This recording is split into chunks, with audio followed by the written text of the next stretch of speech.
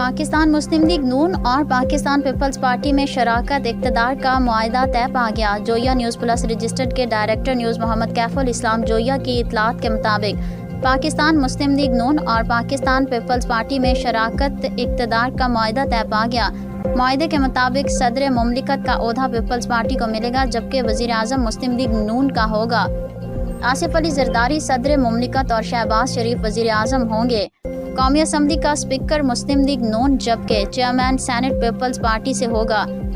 Pakistan Peoples party وفاقی کابینہ میں شامل نہیں ہوگی۔ گورنر بلوچستان مسلم لیگ جبکہ governor Khyber Pakhtunkhwa Peoples party سے ہوگا۔